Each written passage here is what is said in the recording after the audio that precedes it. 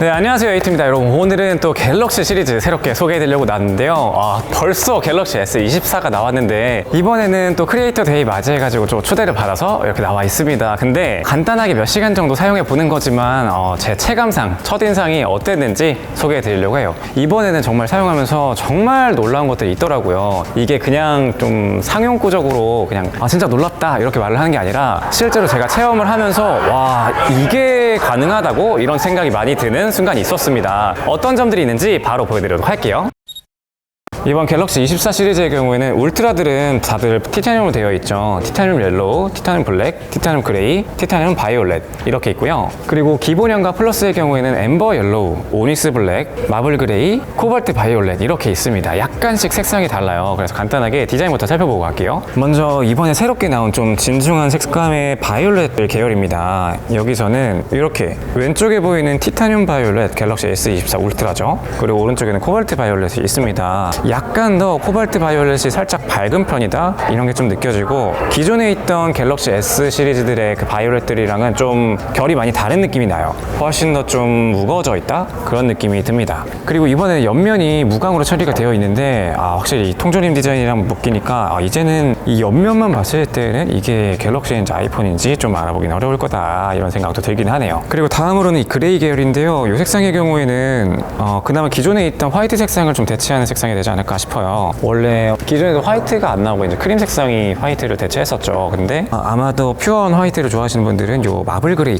이쪽으로 가야 하지 않을까 싶습니다. 울트라 시리즈의 티타늄 색상의 경우에는 마찬가지로 빛에 따라서 조금씩은 달라지는 이런 오묘한 색감을 보여줘요. 그리고 비교적 톤 다운된 느낌이 있습니다. 그리고 이번에는 블랙 계열인데요. 왼쪽에 보이는 울트라의 티타늄 블랙, 그리고 우측에 오닉스 블랙이 있습니다. 사실 이 블랙의 경우에는 엄청난 큰 차이까지가 있다 이런 느낌이 들진 않아요. 약간 뭐 실제로 비교하면 좀 다르긴 한데 하나 개별로 봤을 때는 크게 다른 점이 없다? 약간 이렇게 느껴질 수도 있을 것 같아요. 네, 그리고 이번에는 옐로우 계열입니다. 옐로우라고 하지만 크림 색상이 훨씬 더 가까운 것 같아요. 우측에 있는 엠버 옐로우의 경우에는 기존에 있던 크림 색상 그거랑 거의 비슷할 것 같네요. 제가 가지고 있던 갤럭시 S23 울트라의 크림 색상 요거랑 비교를 하면은 조금 더 노란 기운이 많이 든다 이런 게 느껴지고, 또 티타늄 옐로우의 경우에는 훨씬 더 많이 들어가 있다. 약간 이거는 약간 라임 색상? 그런 거랑 좀 비슷한 느낌이 좀 들어요. 라임 크림 섞인 거 그런 느낌 참고하시면 좋을 것 같고, 그리고 이번부터는 이게 화면이 완전히 플랫해져 가지고 진짜 이제는 아이폰이랑 구분하기가, 이 옆면만 보고는 구분하기가 좀 쉽지가 않다 이런 느낌이 좀 들어요. 특히나 이런 후면 쪽을 봤을 때 완전히 꺾여 있는 아주 약간의 곡률이 있긴 하지만 전체적으로 옛날에 그 깻잎 통조림 디자인이라고 하죠. 이 아이폰의 이 꺾어짐이랑 옆면 보고는 차이를 느끼기가 좀 어려울 것 같습니다. 이번 S24 시리즈의 경우에는 내 변의 베젤이 전부 다 일정해졌어요. 그러다 보니까 우측에 있는 S23 울트라의 경우에는 상하단 베젤이 약간씩은 조금 더 나와 있는데, 왼쪽에 있는 24의 경우에는 훨씬 더 이게 균일해졌다 이런 게 좀 느껴지기도 하고, 대신에 화면이 조금 플랫해져서 그런지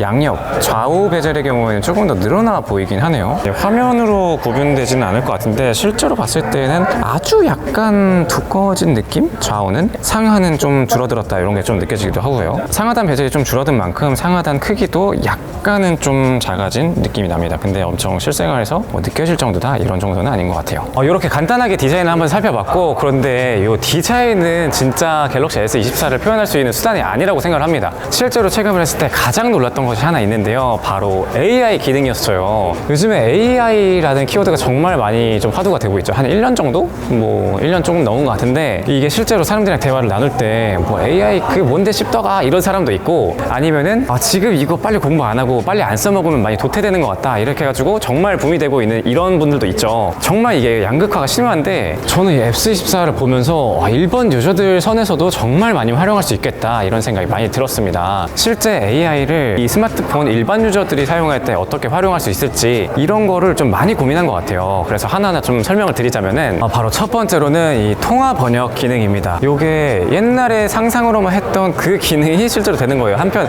우리가 AI가 발전하면서 한 번씩은 이제 영어 공부 안 해도 되겠는데 이런 거 좀 생각을 하잖아요. 막 나중에는 언젠가 막 내가 말하는 거 바로 스피커로 통해서 번역되는 거 나온다. 그게 나왔습니다. 실제로 갤럭시 S24 요걸 통해서 통화를 하게 되면은 13개의 국어랑 바로바로 실시간으로 번역이 된다고 해요. 요게 어떻게 작동을 하냐면 실제로 이렇게 통화 버튼을 눌렀을 때 자동 번역 기능이 뜨면서 여기에서 상대방 언어를 지정을 하면은 나는 한국말로 말을 하고 있지만 상대방 언어로 자동으로 번역이 됩니다. 제 말이 어떤 말을 하는지 이해가 되시나요?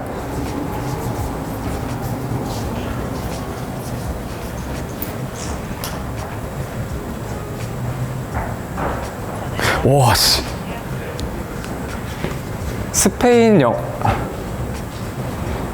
스페인 어디 놀러 가면 좋을까요?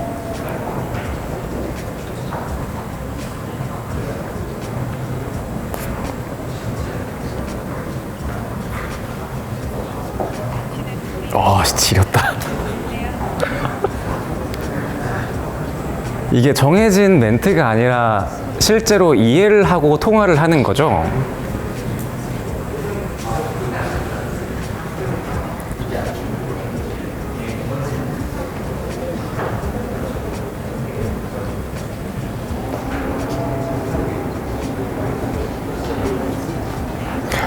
와.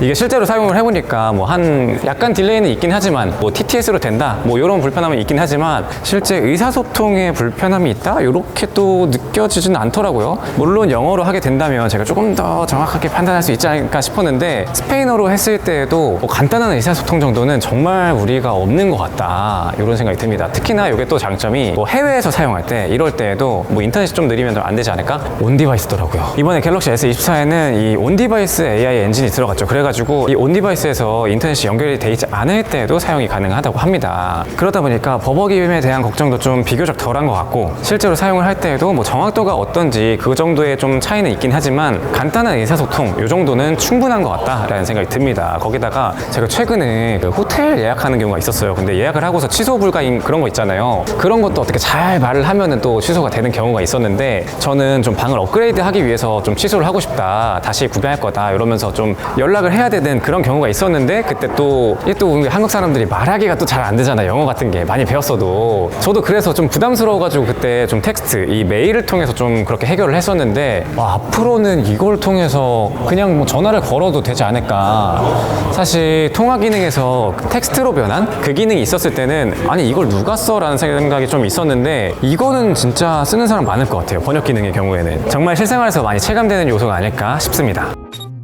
그리고 또 AI 기능에서 새로운 것들이 있었는데 이번에는 약간 텍스트 기반 이 삼성노트에도 좀 들어간 게 있었고 그 녹음 기능 있잖아요. 거기에서도 AI 기능이 되더라고요. 이건 아마 근데 많은 분들이 좀 익숙한 거 아닐까 싶습니다. 예를 들어서 뭐 요즘에는 뭐 노션이라던가 아니면 다른 것들 사실 웬만한 그냥 노트 앱들 그런 거에는 AI가 다 들어가 있잖아요. 거기에서 뭐 문자 같은 거 이런 거 인식을 해가지고 뭐 요약을 해준다던가 막 그런 것들 그런 게 바로 온 디바이스에서 가능합니다. 사실 이거는 놀라운 기능은 딱히 아닌 것 같아요. 근데 내장으로 되어가지고 요 시연하는 걸 보니까 와 정말 빠르게 되더라. 어떻게 버튼 누르자마자 바로 되지? 그리고 또 이렇게 녹음된 파일을 직접 인식을 해가지고 텍스트로 변환을 해주고 또 발화자까지 분리를 하고 요약까지 해주는 이런 기능도 있었는데요. 사실 요 기능도 그렇게 크게 놀라운 건 아니긴 합니다. 왜냐면 요즘에는 이런 것들이 너무 많으니까 뭐 네이버 클로바 이런 것도 쉽게 찾아볼 수가 있죠. 뭐 발화자 분리하는 거 요즘에 다 돼요. 그래가지고 사실 놀라운 기능은 아니긴 한데 요게 바로 온 디바이스로 된다는 거 요게 좀 특별한 것 같아요. 뭐 인터넷이 연결이 돼 있지 않아도 바로바로 된다. 거기다가 네이티브 앱으로 통해서 바로 되니까 아무래도 좀 훨씬 더 빠르게 된다. 이런 게 좀 장점인 것 같습니다. 기존에는 이게 디바이스에서 바로 뭐 클라우드 같은 데 올려가지고 거기에서 분석을 통해서 다시 내려받는 이런 형태인데 그럴 때는 또 시간도 좀 걸리기도 하고 아무래도 자료가 위로 올라가다 보니까 좀 뭐 서버 같은 데 남지 않을까 뭐 다들 막 뭐 기록 안 남긴다 이러는데 좀 찝찝한 게 있잖아요. 근데 이건 온 디바이스에서 바로 가능하다 보니까 이런 보안적인 것도 좀 찝찝함이 덜하다? 이런 게 좀 큰 장점이지 않을까 싶어요. 기능이 좀 놀랍다 약간 이런 느낌보다는 와 이거 서드파티 다 죽겠는데 이런 생각이 들었어요. 당연히 그런 특화된 앱들을 사용하게 되면은 좀 더 많은 기능을 사용할 수 있지만 사실 근데 대부분의 경우에는 좀 기본 기능들만 사용을 하잖아요. 만약에 클로바를 사용한다 하면은 그냥 녹음만 눌러놓고 나중에 한번 언젠간 듣겠지라는 생각으로 뭐 녹음만 해두거나 아니면은 뭐 발화자 정도 정리되어 있는 거 아니면 요약본 되어 있는 거 아니면 중간에 클릭해서 아 여기 부분이구나 요 요 정도만 좀 파악을 하는 거, 요 정도만 사용을 할 텐데 그런 경우에는 기본 앱으로도 충분히 대체가 가능할 것 같다 이런 생각이 많이 들었습니다. 그리고 또 세 번째로 AI 기능에서는 이 서클 투 서치라는 게 또 있더라고요. 요거는 기존에 있던 것도 사실 비슷한 게 있었어요. 약간 구글에서 검색을 할 때에도 이미지를 통해서 이 검색을 하는 그런 것도 있잖아요. 아니면 빅스비 비전에서도 그 사진을 인식해가지고 요게 뭔가 이런 거 선택하는 게 있었는데 이게 훨씬 더 좀 강력해진 그런 느낌이었습니다. 예를 들어서 이번에 좀 달라지는 점의 경우에는 기존처럼 이렇게 있던 사진 비전 딱 클릭해가지고 지금 이거 안 돼 있네. 아무튼 이렇게 해가지고 사용이 가능했죠. 이거 결과 더보기 누르면은 자동으로 이게 뭔가 이렇게 검색이 되었습니다. 근데 요게 사용을 하려면은 캡처를 해가지고 다시 봐야 된다 이런 점이 있었어요. 아니면은 따로 별도로 빅스비 비전을 사용해가지고 이 사진을 인식시켜줘야 된다 그런 점이 있었는데 이제는 브라우징을 바로 하다가 뭐 이렇게 검색을 하다가 갑자기 홈화면 이렇게 딱 누르게 되면은 이게 뭘까? 이렇게 딱 클릭을 하면 이거 아이폰 15 프로 맥스구나 이렇게 검색이 됩니다. 이거는 어떤 화면에서든 그 화면을 바로 인식을 해가지고 검색을 해주기 때문에 이 서클 투 서치 기능도 정말 많이 활용할 것 같다. 예를 들어서 뭐 인스타 같은 거나 뭐 SNS 같은 거 이런 거 볼 때 이거 뭐지? 싶은 것들 좀 있잖아요. 당연히 이게 이미지 기반으로 검색을 하기 때문에 뭐 완벽하게 검색이 된다 이런 건 아니긴 하겠지만 아무래도 훨씬 더 이 사용성에서는 편해진 것 같습니다. 그리고 카메라에서도 AI를 정말 잘 활용을 했더라고요. 먼저 첫 번째로는 생성형 AI라고 있는데 요거는 아마 포토샵을 하신 분들 사실 요즘에 AI 기능으로 좀 이미지 같은 걸 좀 만져보신 분들이면 아마 대부분 아실 거예요. 이렇게 사진 편집을 하다 보면은 뭐 각도를 휘거나 그럴 때는 확대를 해가지고 채울 수밖에 없는데 그게 아니라 오히려 빈 부분을 알아서 판단을 해가지고 채워주는 겁니다. 그래서 이렇게 시연한 걸 보면은 농구 골대를 조금 더 생성해 준다든지 아니면 이 숲부분을 조금 더 채워준다든지 이런 부분이 있었는데 사실 이건 기존에도 이제 포토샵 같은 거 아니면 생성형 AI 이런 걸 사용하신 분들은 크게 특별한 기능은 아니지만 저는 여기서 좀 놀라웠던 거는 바로 동영상에서 프레임을 만들어 준다는 거였어요. 무슨 말이냐면 이거는 이제 60프레임으로 찍혀 있는 영상이네요. 준비되어 있는 영상인데 중간 누르면은 자동으로 이렇게 슬로우 모션 화면으로 변환이 되고 요거 진짜 너무 좋다 근데. 그리고 중간중간에 이 프레임을 생성해가지고 끊이지 않게 좀 부드럽게 연결을 해준다 요겁니다. 그래서 한번 궁금하잖아요. 요거 준비된 게 아니라 실제로 하면 어떻게 되는지 궁금한데 지금 이렇게 4K 30프레임을 한번 찍어 볼 건데요. 이렇게 하고서 한번 촬영을 해보면은 한번 뭔가 뭐 야구하는 것처럼 이렇게 스윙 빠르게 한번 돌려보도록 하겠습니다. 한번 빠르게 한번 돌려볼게요. 빠르게 여러 번 했을 때 어떻게 되는지 궁금하니까 이렇게 한번 촬영을 하고서 결과물을 보도록 하겠습니다. 실제로 30프레임이다 보니까 약간 좀 끊임이 있어요. 요거를 실제로 아무래도 완벽하게 자연스럽게 이어지진 않죠. 근데 요게 꾹 눌렀을 때 어떻게 되는지 한번 확인해 그러네. 진짜 중간에 모션 블러가 생기는 부분도 있긴 한데 30프레임으로 슬로우를 걸었을 때 요 정도의 느낌은 아니긴 하거든요. 진짜 신기하다. 아마 여러분들도 30프레임으로 촬영을 하게 되면은 슬로우 모션을 걸었을 때 중간중간 좀 끊기는 약간 오버를 하자면 좀 GIF처럼 끊기는 그런 거를 느낄 수가 있을 거예요. 그런데 이게 중간중간 생성하다 보니까 확실히 좀 부드럽게 연결이 된다? 이런 게 좀 느껴졌습니다. 이게 좀 원리를 들어보면은 총 중간중간에 3장씩 프레임을 생성해 준다고 하더라고요. 그래서 120프레임으로 약간 임시적으로 좀 만들어 주는 거죠. 그러다 보니까 굉장히 좀 부드러운 슬로우 모션을 완성을 할 수가 있다. 이런 점이 좀 특징적이네요.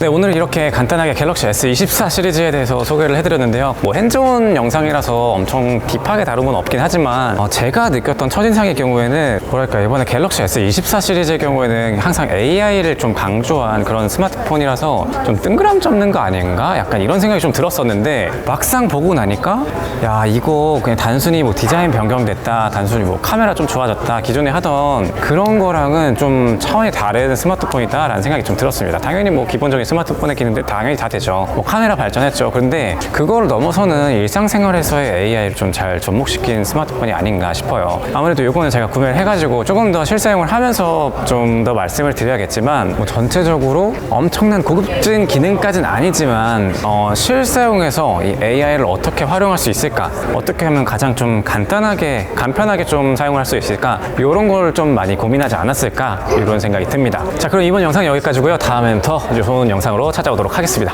감사합니다.